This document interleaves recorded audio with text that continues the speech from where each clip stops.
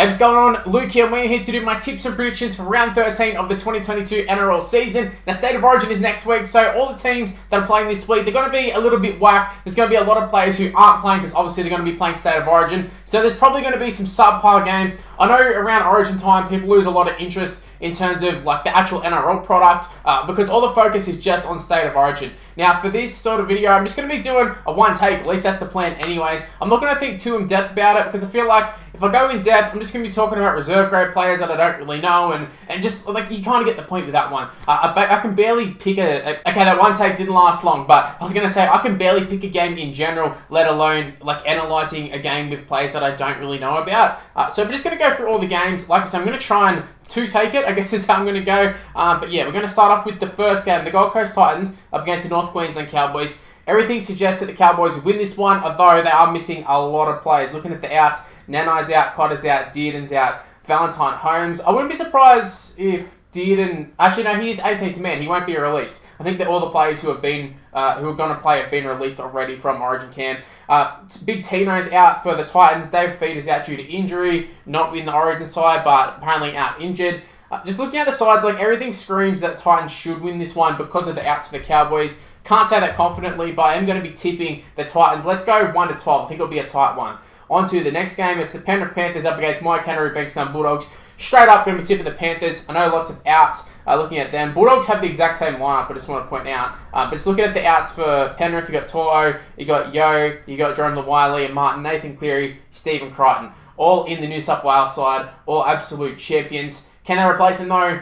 They can against the Bulldogs. They can against the Bulldogs, in my opinion. We saw last year, although, at the Origin period, Penrith really hit a little bit of a slump. They were playing with like Tyro May and Matt Burton in the halves, and they weren't really hitting it off, and they just weren't playing that well. But this year just feels a little bit different, and this year's a little bit more favourable because they're taking on the Bulldogs, who can't beat anybody. Even at Belmore can't even win. So we're going to be going Penrith. I think it'll be a tight one. I think it'll be 1-12. But I think Sean O'Sullivan's did a decent job throughout the year. Coruscant's come back into the side after going into the Origin camp. I'm expecting Bulldogs to put up a fight with Addo getting dropped and all that sort of stuff, but Penrith win this one. Moving on to the next game, which is the Manly Warringah Seagulls taking on New Zealand Warriors. Once again, I don't really know how this one's going to go. Obviously, Tommy's been out for a little bit now, but no Daly Cherry Evans for Manly. The halves combination of Kieran Foran and Josh Schuster. First time we've seen Schuster play 5'8" in the NRL, I'm pretty sure. Really one of the first games he's played all season. I think he's played the last couple of weeks, but he's definitely been missed by Manly. Let's put it that way.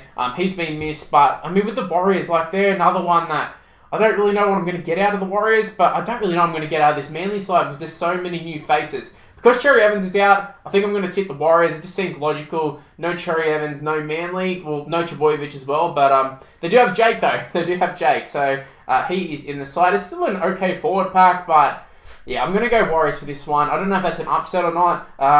According to Sportsbet, it is an upset.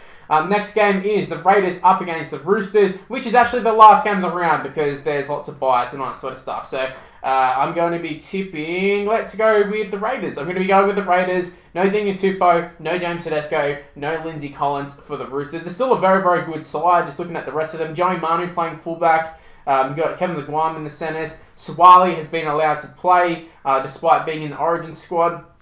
It is still a pretty decent side. The Raiders, though, like they haven't really been affected at all. Jack Whiten is out. Josh Papali'i is out. I understand, like, Jack Whiten is a huge part of their team. Same with Papali'i. But I feel like Matt Frawley is able to come in and just do a job for one game. Add in the fact that it's a home game for them. I can see the Raiders getting the job done. I'm not confident in this one at all. Like, zero confidence, but at the same time, I can just feel the Raiders picking up victory. They've been picking up a little bit of momentum too. I know the Roosters have, but losing Tedesco, although Joey Manu going to fullback, absolutely incredible, but having both of them in the squad is so, I don't know, it's just so lethal. So not having both of them, I think it is going to hurt the Roosters. The more I'm talking though, the more I'm leaning towards going for the Roosters, but let's stick solid. Let's go with the Raiders for this one. Like I said, no confidence, but let's stick with the Raiders. Anyways, it didn't quite one take that one. I think that was like 3 takes, but regardless, hopefully you did enjoy the video. Hopefully you can leave a like on it. Subscribe to the channel if you're new around here. Use the notification bell. Don't rely on the sub boxes. Use the notification bell and never miss out on any of my videos. Also, go ahead and chuck me a follow on social media. It's on the screen right now. It's Mr. Luke and YT for the most part. My Facebook's Mr. Luke, but everything else, including Snapchat, including TikTok, is Mr. Luke and YT. Give me a follow. Give me an ad. Also, become a member of the channel. This is usually where I fall around these one take sort of things, but let's go ahead and become a member of the channel. You'll see a thing on the screen right now, shows off all the levels that you can choose. We have quite a few members at the moment as well, so much appreciated to you guys. It will be featured at the end of the video,